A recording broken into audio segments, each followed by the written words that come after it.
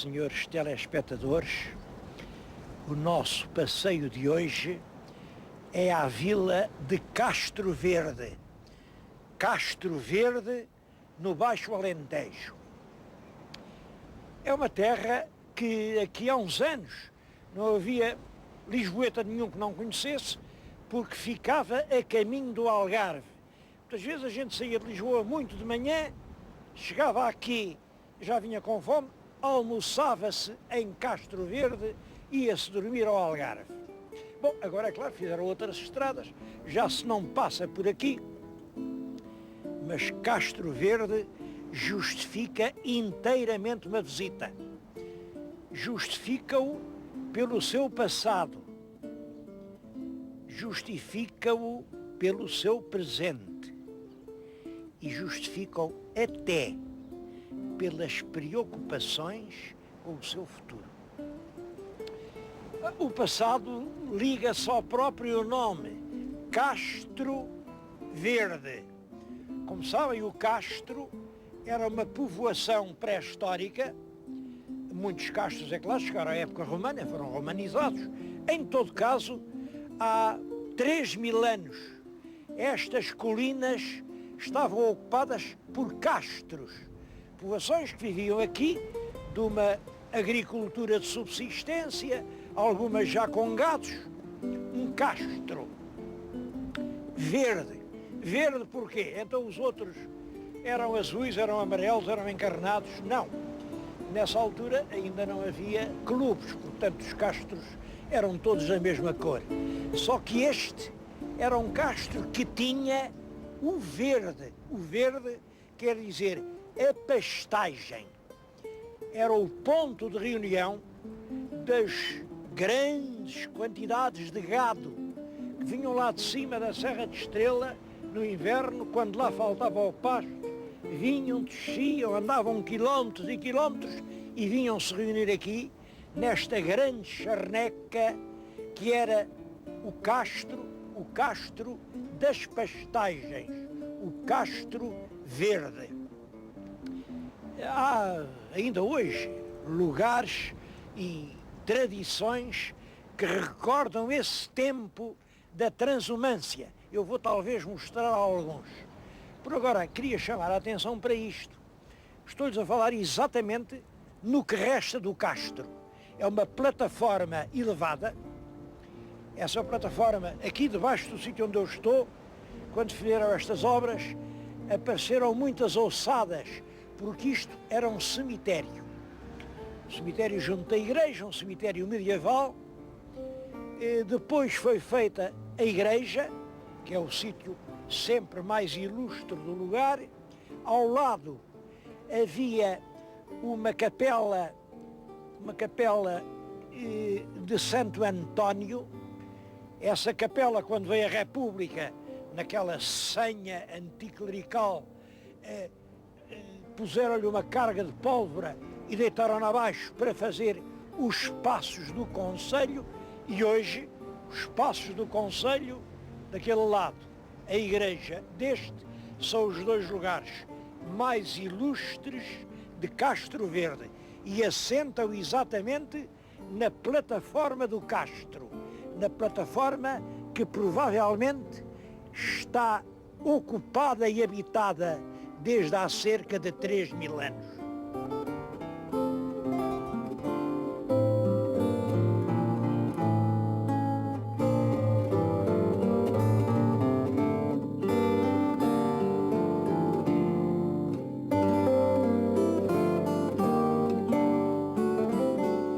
Quando os romanos chegaram, no século II a.C., muitos castros foram abandonados porque eles obrigaram os habitantes a vir para as planícies, mas muitos outros foram ocupados pelos próprios romanos. E não faltam aqui na região vestígios da presença romana. Eu vou mostrar-lhes um dos mais surpreendentes e preciosos vestígios da presença romana no Alentejo. Imaginem nem mais nem menos do que isto. Uma mina, uma verdadeira mina de lucernas. Bom, uma lucerna é isto. Uma lucerna. Estão a ver uma lucerna? Aliás, ela tem aqui uma divindade, é um hélio, é o sol, uma divindade da luz, o que não admira, porque isto era para iluminar. Por aqui deitavam azeite, naturalmente o pior azeite que havia, por aqui saía um pavio e era com isto que se iluminavam. Devo dizer que não era assim tão simples, porque num quarto pequeno eram, em regra, a gente sabe isso pelos autores antigos, precisas pelo menos 10 lucernas para ver alguma luz. Agora, o que é interessante é que aqui a 2 passos de Castro Verde, em Santa Bárbara dos Padrões, andava uma máquina a fazer um desaterro, quando de repente começou a trazer ao de cima milhares e milhares de cacos e algumas lucernas inteiras. Tinha encontrado um depósito de lucernas votivas. Eu tenho aqui, diante de mim, uma pequeníssima amostra, porque a totalidade das lucernas, entre inteiras e partidas, calcula-se aproximadamente o número de 20.000, imaginem. Muitas delas, todas vieram de fora, não são feitas aqui. Muitas têm realmente moldadas figuras. Reparem, este cavalo, é um cavalo realmente muito bonito, mas em muitos casos, eu tenho aqui 2 com Diana Caçadora. E reparem como é engraçado, aqui é a Diana que anda à caça com o seu arco, mas aqui já é uma Diana que volta da caça porque caçou uma perdiz. Vem, ainda hoje há muitas perdizes aqui. Neste caso, é uma divindade grega e romana, é o Hermes, o Mercúrio, era o mensageiro dos deuses, era rápido e por isso tinha asas. Isto é nem mais nem menos que o Zeus grego, Zeus que deu Deus em português, e que é o Júpiter romano. Aqui tenho um Eros a cavalgar um caprichoso cavalo, o Eros que fazia partidas, e o Eros teve sempre muito poder no mundo. Claro que com o Eros relaciona-se a vida erótica, que também não falta. Isto representa uma cena erótica, como calculam, é uma das lucernas mais requisitadas pelos visitantes do futuro museu. Eu poderia-lhes mostrar muitas outras. Olhem, isto, por exemplo, são máscaras de tragédia. Mas tudo isto são temas, isto é uma verdadeira mostra da civilização e da cultura romana. Está a ser preparada, porque ainda há milhares e milhares, tenho aqui, há milhares de peças destas. Olhem, isto, por exemplo, é peça, vem como saiu da terra, está aqui, um bocado aqui, outros bocados, esta era a pega, esta provavelmente será a parte da frente, ou dela, ou de uma outra qualquer, mas tudo isto está ainda em vias de restauração, aliás, com um trabalho muito perfeito, muito civilizado e muito adiantado, e que vai ser um museu a cargo do Núcleo de Arqueologia do Cortisol. Esta palavra cortisol, a princípio, eu não gostei. Cortisol, mas que raio é isso do cortisol? Eu nunca ouvi falar em cortisol em parte nenhuma. Cortisol, perguntei, então o que é o cortisol? Aqui está o cortisol. O cortisol é uma ave raríssima que está em todo o mundo em vias de extinção, mas que ainda existe aqui na região de Castro Verde.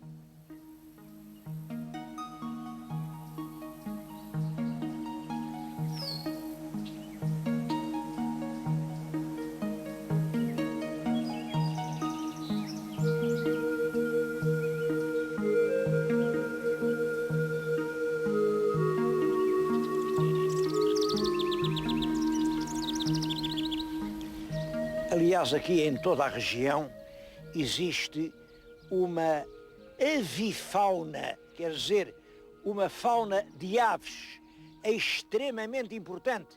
Não é só o cortiçol.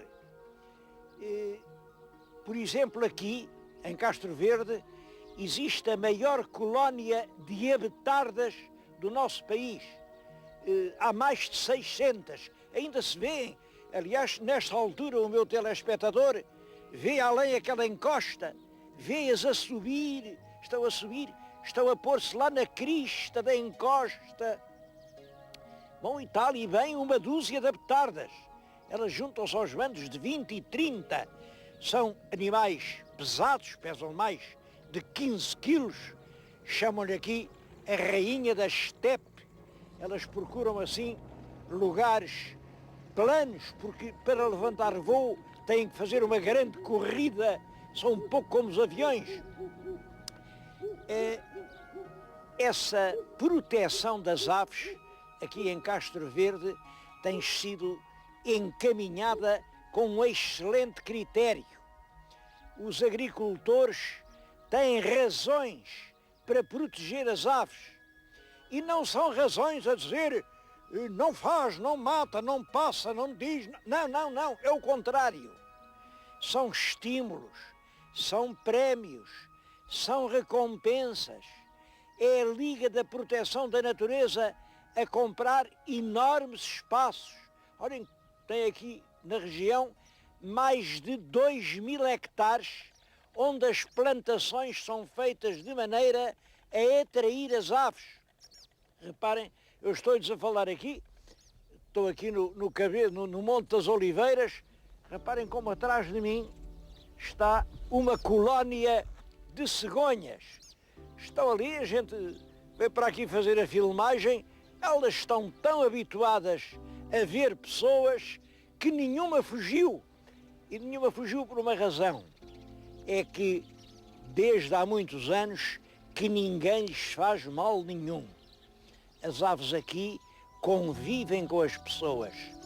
E em breve, este Concelho de Castro Verde será realmente uma reserva da natureza que terá este atrativo enorme de haver aqui milhares e milhares de aves de muitas espécies que estão por todo o mundo em vias de extinção, mas que aqui continuam assim, aqui junto de nós. Elas parece que estão a assistir à gravação, até estão interessadas no programa.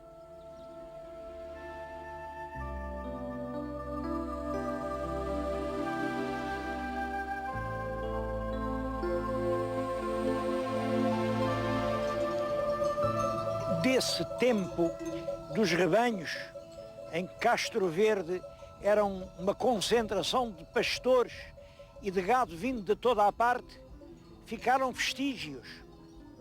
Há, por exemplo, aqui uma aldeia, aliás, uma aldeia muito bonita, que é as Entradas. As Entradas era o ponto onde os grandes rebanhos entravam aqui na zona do pasto de Castro Verde. Outras tradições eram as mantas alentejanas. Pode-se dizer que as mantas de lã pura, às listras brancas e castanhas, era além das ovelhas brancas e das ovelhas pretas, essas mantas agasalharam o povo português durante séculos. Chegaram até há pouco tempo.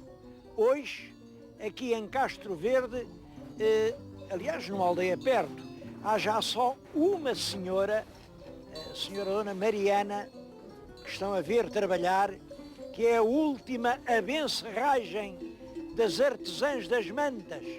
A única pessoa que aqui ainda é a lã que vem do rebanho, que aqui é cardada, que aqui é fiada e que faz a manta.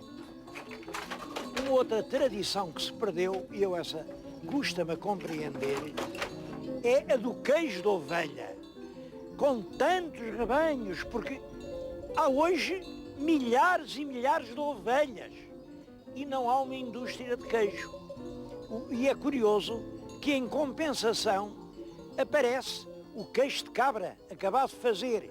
Bom, e as cabras aqui são muito poucas a comparar com as ovelhas. Eu isto tenho dificuldade em compreender. É claro, uma hipótese podia ser esta. É que os donos das ovelhas não precisam de fazer leite. Têm muitas ovelhas.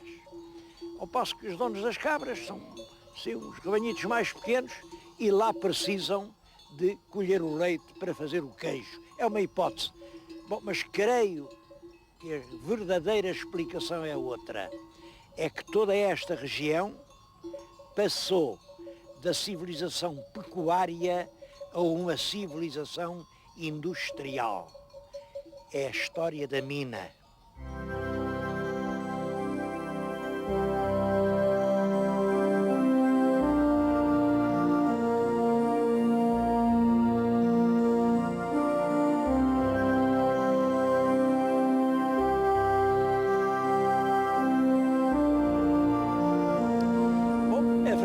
É que, apesar do desaparecimento dessas atividades económicas, Castro Verde continua a crescer, cresce a olhos vistos, tem ruas novas, tem belos cafés, tem espaços culturais, merece um elogio, realmente a ação aqui da Câmara, porque tem feito do que era aqui há uma dúzia de anos. Uma pobre e abandonada aldeia aqui da Charneca tem feito uma vila exemplar. Hoje parece uma cidade. Bom, mas isso tem a ver muito com uma mina, a mina de Neves Corvo. Bom, Neves porque, olha, aquela aldeia além é a aldeia de Neves. Além à outra é a aldeia de Corvo. E a mina fica entre as aldeias de Neves e do Corvo. Portanto, para não ter o nome de uma nem de outra, a mina de Neves Corvo. A mina situa-se nesta faixa piritosa ibérica. Ela deve ter início ali, mais ou menos perto do Cercal do Alentejo, atravessa todo o sul da península e vai até Sevilha. Claro, uma faixa piritosa é uma faixa de pirites. Todos sabem, as pirites são sulfuretos de ferro e têm associado o cobre, o chumbo, o zinco. Hoje, claro que já isso tem sido explorado desde há muito tempo. Os romanos tiveram grandes minas aqui. Aliás, foi uma das razões da fixação dos romanos em La Escola. Mas eu acho que muito antes dos romanos, por causa do cobre, este cobre precioso que servia para fabricar o bronze. Vieram de longe, vieram lá do Oriente, os exploradores de metal. Bom, isso está na origem até da civilização que se desenvolve aqui no sul da Península Ibérica. Hoje, esta mina é o que dá alma, vida e força a toda a povoação de Castro Verde.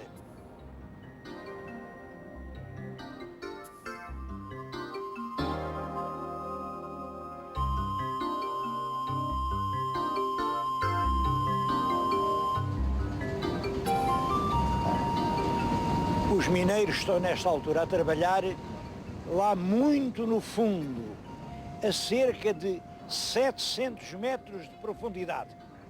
O minério do cobre é trazido, vem até ao alto daquela torre e está a ser transportado. Veem aqui esta correia transportadora está a ser transportado. É um minério que tem cerca de 6,5% de teor de cobre. Eu tenho nas mãos uma amostra de minério, claro, esta com um teor muito superior, isto parece ouro, é quase minério puro, mas mesmo estes 6,5 são um teor excepcional. Olhem, o cobre do Chile tem 1,5%.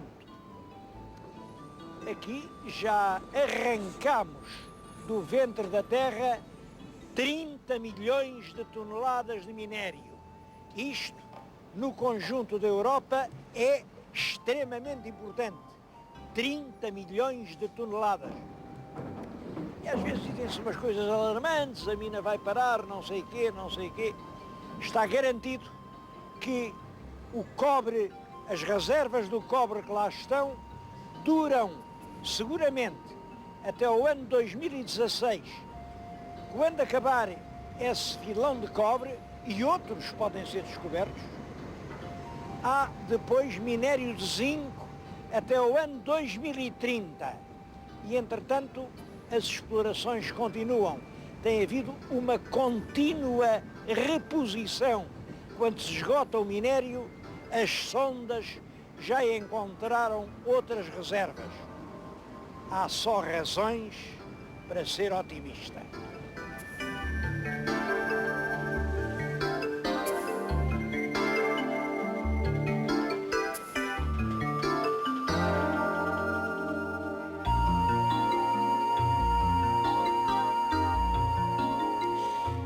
Não queria acabar esta visita à mina sem fazer referência a um aspecto que me parece realmente muito importante.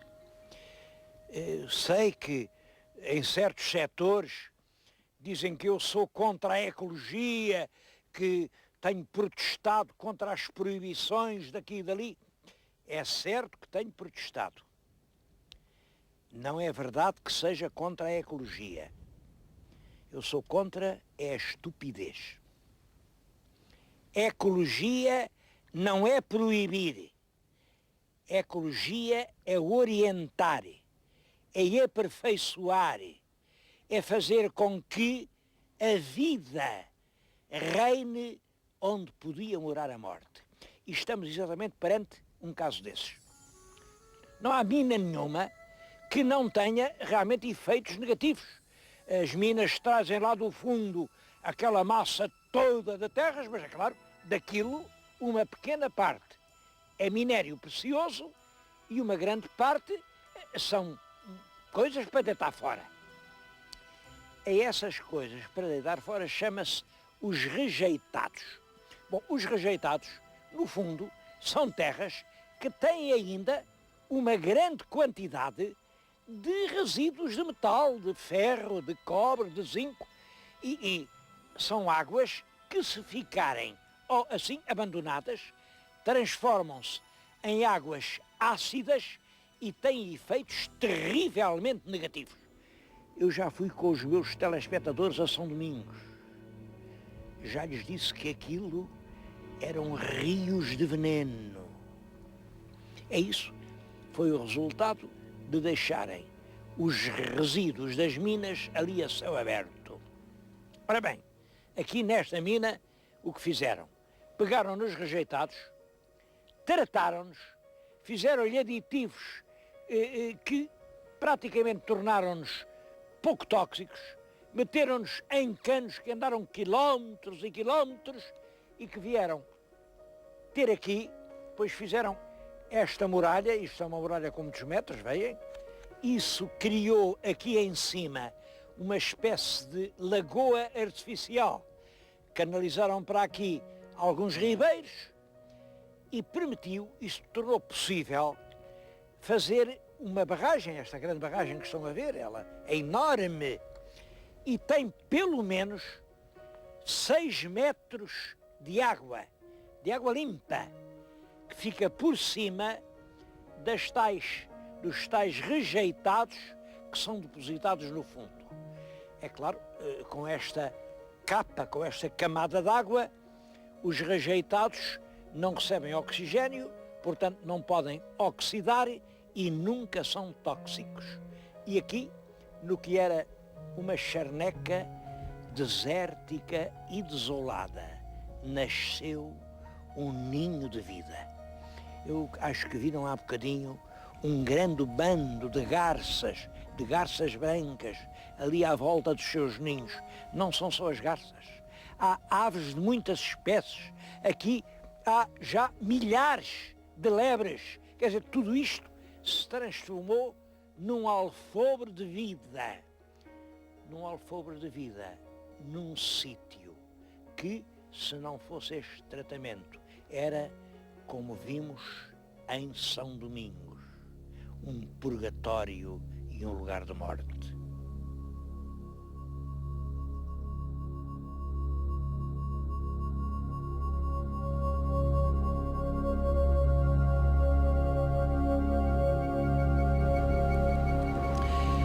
Mas o que torna a vila de Castro Verde mais famosa na história de Portugal não são nem as lucernas romanas, nem as abetardas, nem as minas, é a Batalha de Ourique.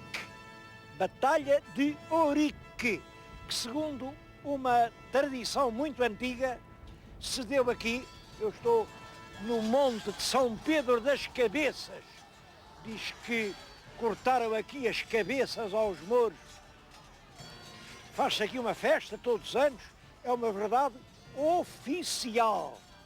A verdade é que é uma batalha acerca da qual não sabemos quase nada. Bom, mas isso é um bom assunto para um próximo programa.